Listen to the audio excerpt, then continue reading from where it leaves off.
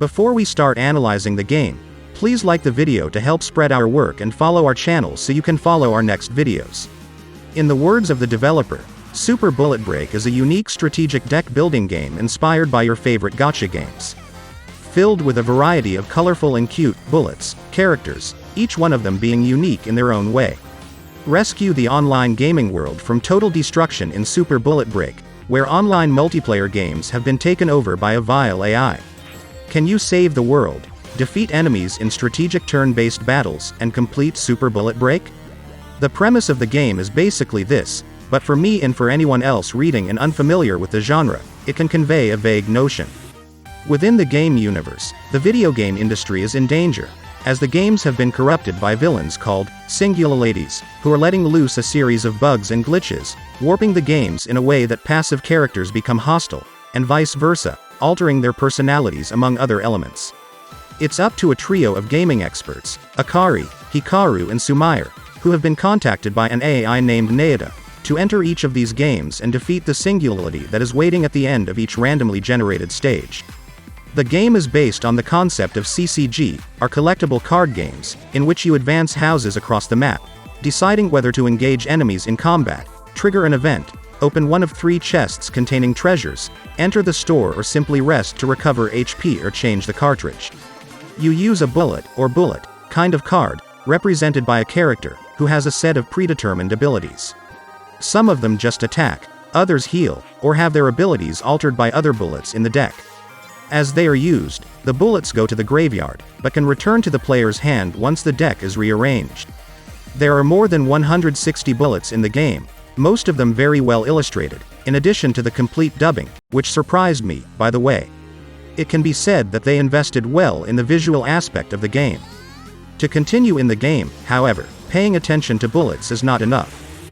Each bullet carries a cartridge, which assigns active or passive special abilities to the character, such as dealing more damage, penetrating armor, unleashing a chain of attacks with more bullets, among other effects. Anyway, cartridges increase your combat potential exponentially. The problem is due to the random nature of the game. Both the bullets and cartridges you receive as you progress are completely random, and all lost when faced with game over.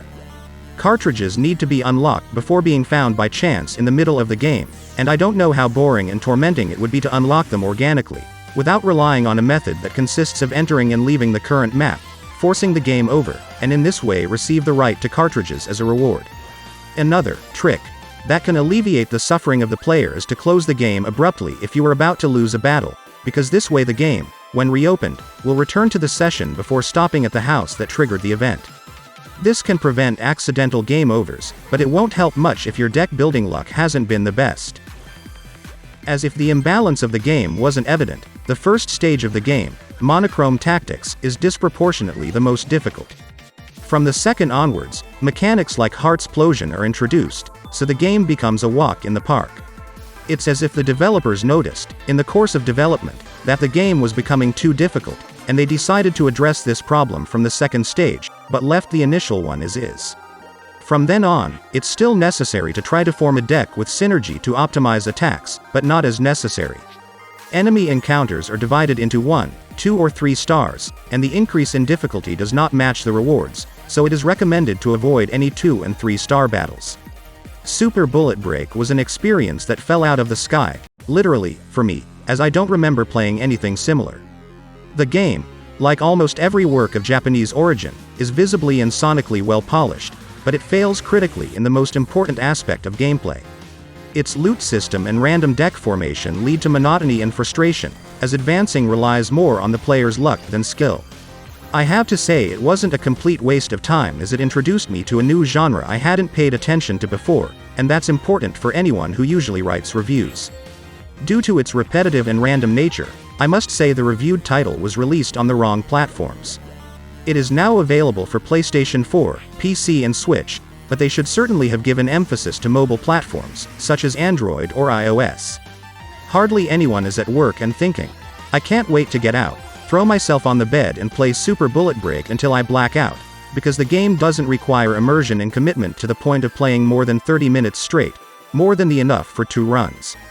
Finally, I don't believe it's worth paying 66 Brazilian reals and 99 centavos, current base price. Maybe if it was available on the Play Store for a third of that. Final note. 6. Analysis written by Razzie and published on the Revolution Arena website.